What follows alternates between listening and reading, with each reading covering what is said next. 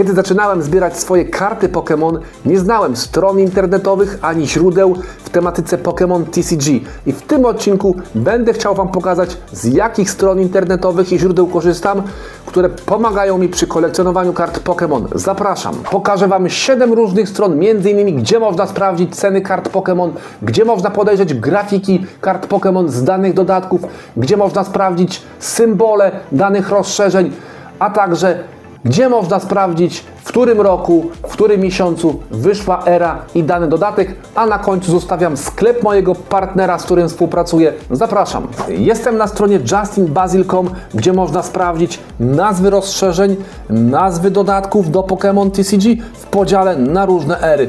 I mamy Scarlet and Violet. Akurat ze Scarlet and Violet nie ma problemu, ponieważ symbole nazwy dodatków są to skróty po prostu od nazwy, czyli jeżeli mamy Scarlet and Violet, to będzie SVI, tak jak tu widzimy.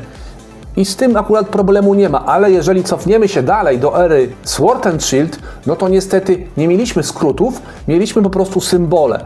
I człowiek mógł się zastanawiać, co to jest za symbol, gdzie to sprawdzić, i na tej stronie mogłem na spokojnie sprawdzać sobie, z jakich dodatków są karty. Jest to symbol, z którego dodatku pochodzi karta. I SVI to jest Scarlet and Violet Mew, czyli to jest z dodatku Scarlet and Violet 151.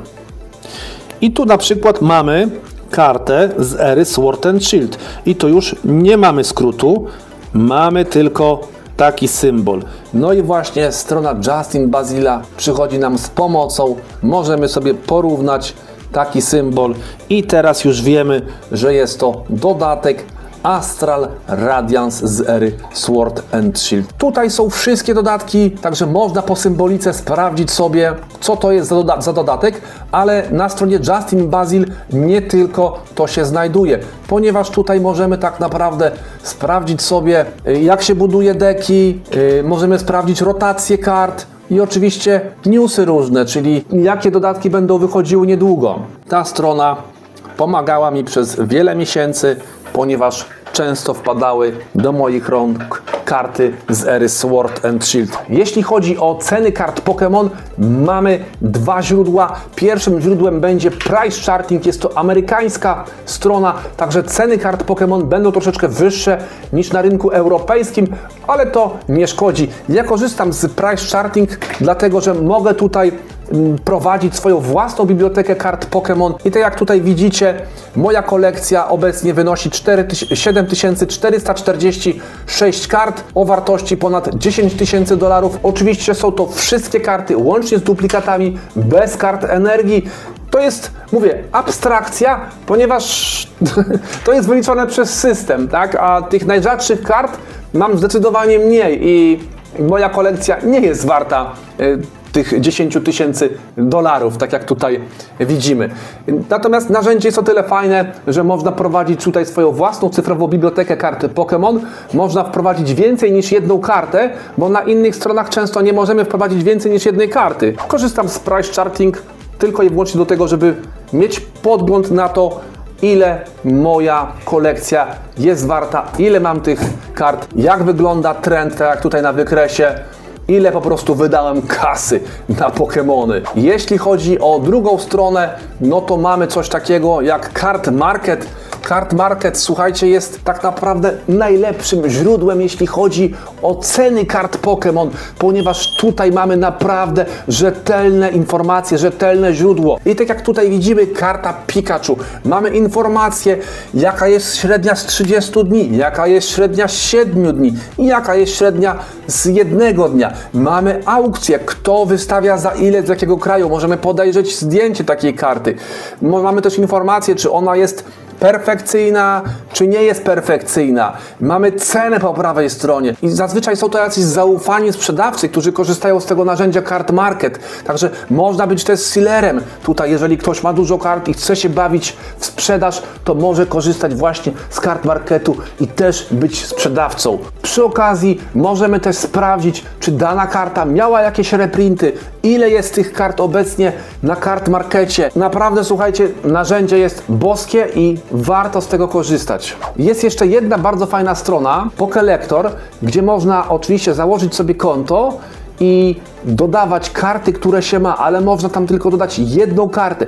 Natomiast strona jest bardzo fajna, ponieważ można graficznie podejrzeć sobie, jakie karty są w danym dodatku, jakich kart nam brakuje. Mam tutaj przed sobą set Pokémon Go z ery Scarlet and Violet i ptaszki to są po prostu oznaczenia, że ta karta znajduje się w mojej kolekcji. Oczywiście mam tych kart już więcej, ale po prostu tego nie uzupełniałem. Każdy z Was też może sobie taką bibliotekę utworzyć i mieć po prostu kontrolę nad tym, czego nam brakuje jeszcze w dodatku. Możemy sprawdzić tak naprawdę każdy dodatek, nadchodzący dodatek, na przykład nadchodzącym dodatkiem jest Prismatic Evolution. Możemy sprawdzić aktualne sety, które są obecne z ery Scarlet and Violet. Możemy zobaczyć też japońskie sety. Możemy, słuchajcie, przenieść się o wiele dalej, na przykład do ery Sun and Moon. I tu mamy, zobaczcie, spis wszystkich setów w danej erze, jakie wyszły. Możemy cofnąć się nawet do base setu i podejrzeć, jakie karty były w base secie. Zacznijmy sobie właśnie od base setu. I tu mamy podgląd, jakie karty były. Oczywiście tu możemy sobie filtrować, jak chcemy oglądać nasze karty. Mogą być to większe obrazki, mniejsze obrazki lub po prostu lista. To jest fajne też narzędzie, korzystam z tego dosyć często. Jest jeszcze jedna ciekawa strona i być może przemknęła Wam gdzieś w wyszukiwarce. Jest to Pokepolis i czasem też tutaj z tej strony korzystam, ponieważ mam informacje w języku polskim na temat R, w którym roku wyszły i dodatki w którym miesiącu danego roku. Mamy base, czyli tą oryginalną serię, mamy podaną liczbę kart, mamy datę wydania. Na koniec zostawiłem stronę mojego partnera poketrader.eu i widzimy, że na Allegro też działa. Poketrader ma 99,7% pozytywnych ocen.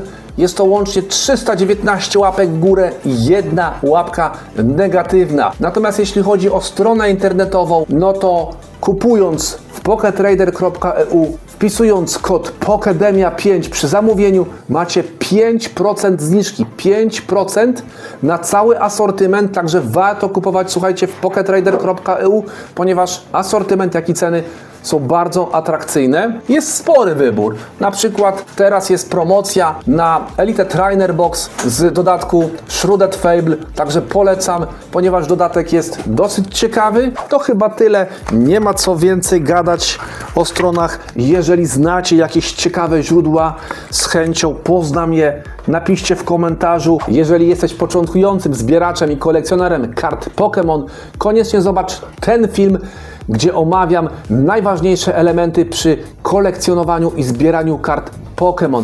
A jeśli masz problemy z odróżnieniem, czym jest reverse holo, czym jest holo, jakie są rodzaje hologramów, koniecznie zobacz ten film. Być może pomoże Ci w rozeznaniu w tych kartach. A ja dziękuję i pozdrawiam.